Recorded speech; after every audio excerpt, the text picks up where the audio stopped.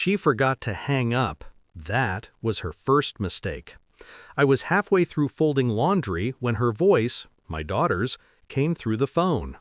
I'd called to ask about the color of her dress for her brother-in-law's wedding. She answered, distracted, said she'd call me back, then silence. But the line stayed open.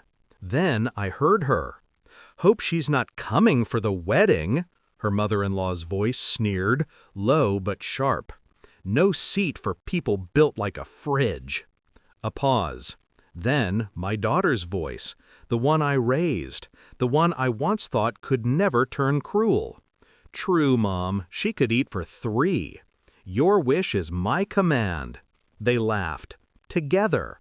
That sound, 2 women laughing over me, cut deeper than any insult could. My hands went cold. My throat burned. I didn't drop the phone. I just listened. Long enough to make sure I'd heard right.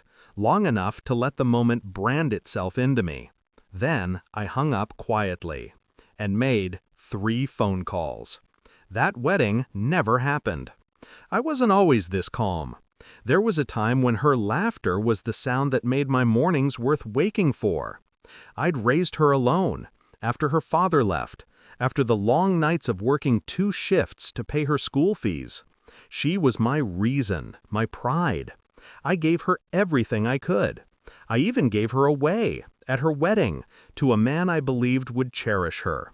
She used to say, "You're my whole world, Mom." But worlds collapse quietly. I saw the signs long before that call. Shorter visits, fewer calls, polite distance disguised as busy schedules.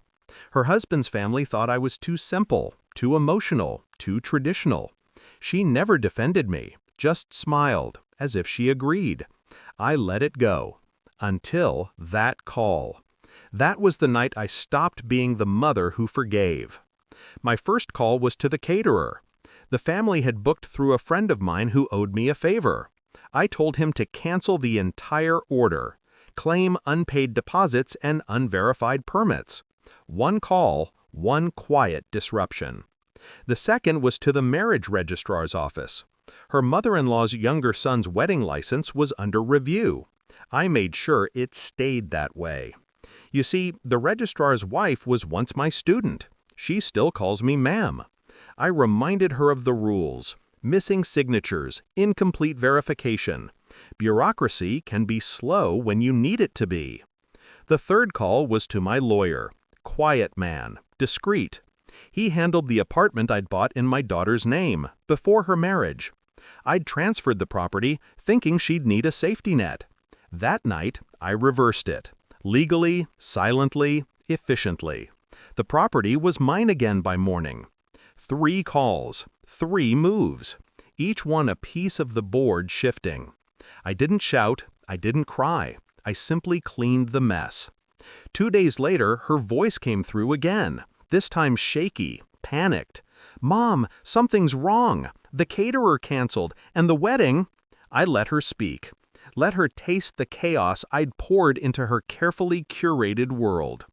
"Maybe," I said softly, "someone didn't want people built like fridges at their table." Silence. Long. Heavy.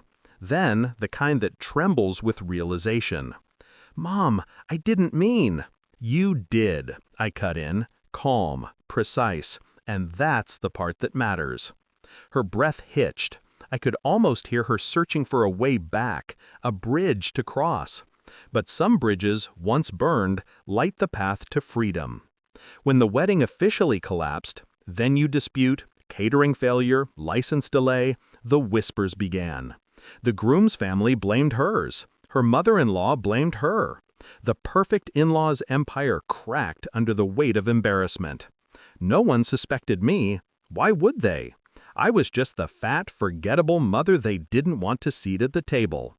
I watched it unfold from my garden, sipping tea, hearing their desperation through phone calls I didn't answer.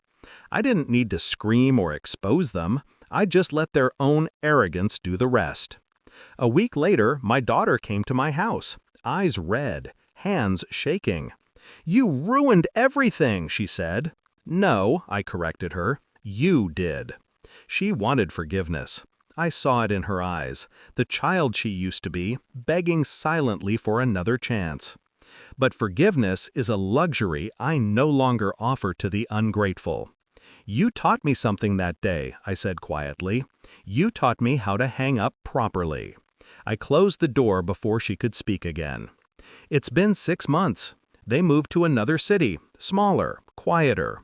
The groom's family's reputation never recovered. Her husband left her for another woman. Poetic symmetry, I suppose. Sometimes I replay that laugh in my head, their laughter. It used to sting. Now, it's just a reminder of what I'm capable of when pushed. People think revenge is fire. It isn't. It's ice. It's patience. It's precision. 3 calls. That's all it took. And every time I see a wedding invitation now, I smile.